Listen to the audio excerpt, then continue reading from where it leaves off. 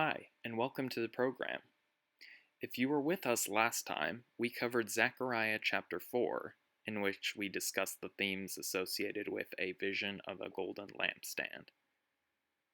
This time we will be discussing chapter 5 of Zechariah, which includes the themes of a vision of a flying scroll and a vision of a woman in a basket.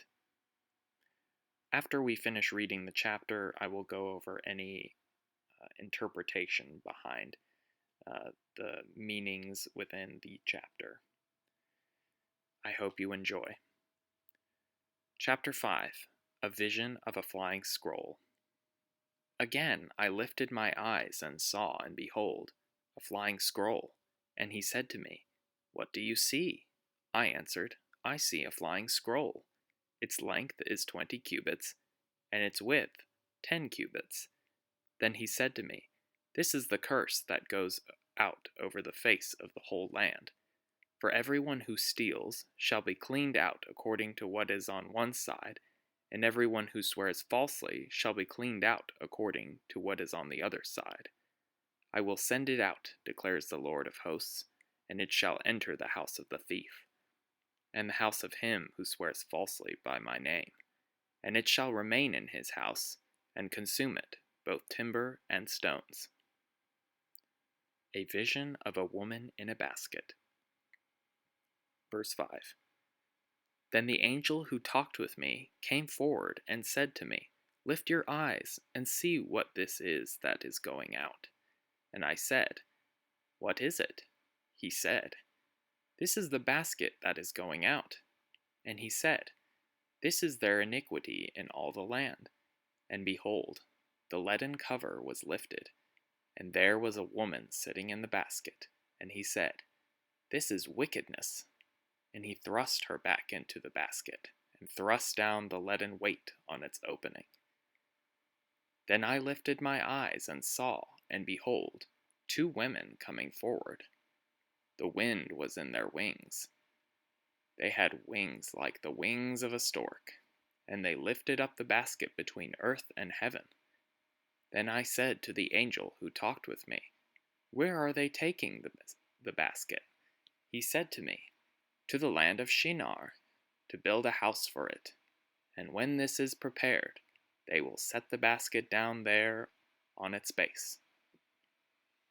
This is chapter 5. We now go over some notations that might be of importance within this chapter.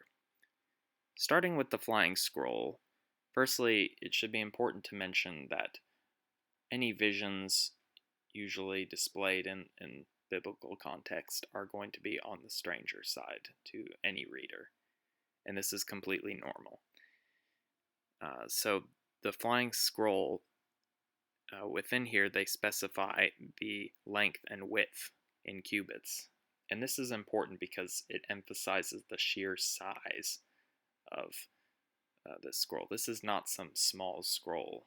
It can be assumed that its large scale is to imply that God knew exactly the specifications that are needed in order for it to be visible to Zechariah as he's on the ground looking at it in the sky, flying.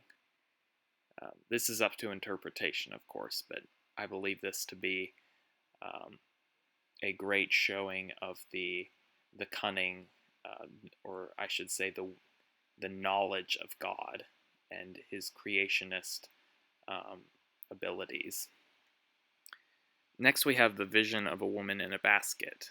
Now this has, I think, the bulk of any notations that need to be made. So the woman in this basket represents themes of lust. It refers to the woman as wicked. This is wickedness. So this is temptation, all these sinful, desire, lustful desire, as we said. All of these are themes of evil and wickedness. And so the angel thrusts this woman back into the basket. And you will note that it says that the basket is covered by a a top that is said as a leaden weight. And so, being that it's a leaden weight and not, say, just a straw weight, we can tell that this is supposed to cover the basket completely. And you can almost see this theme of it being an anti-Ark of the Covenant, right? So later you see the winged creatures. They're listed as images of women carrying this basket away as storks. And it must be noted here that storks are an unclean bird for the Jewish people. It's an unclean bird lifting up a basket filled with a wicked creature inside, and so with these winged animals that are unclean carrying a basket with a leaden weight containing wickedness, you get this this almost anti-Ark of the Covenant. So the Ark of the Covenant had a heavy weight. It was made of gold, the entirety of the Ark.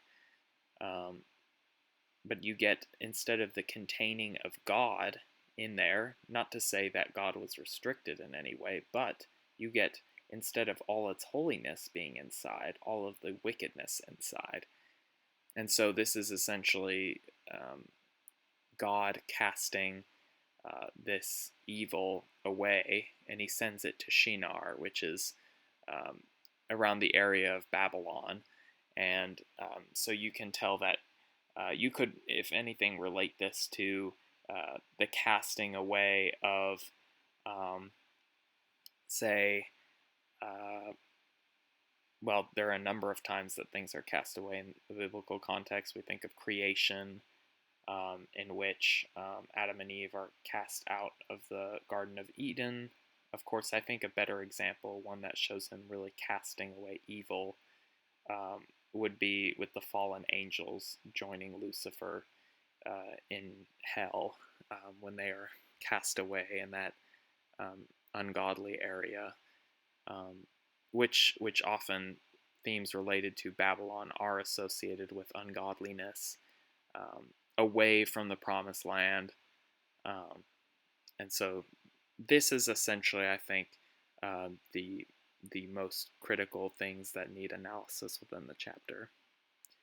If you enjoyed our program, please consider liking and subscribing. Turn on that notification bell for the next video. I try to upload for every other day. And again, if you enjoyed it, leave a comment below if you had a question or just something to say concerning the program. And thank you for joining us. We will see you next time. May God bless you and keep you.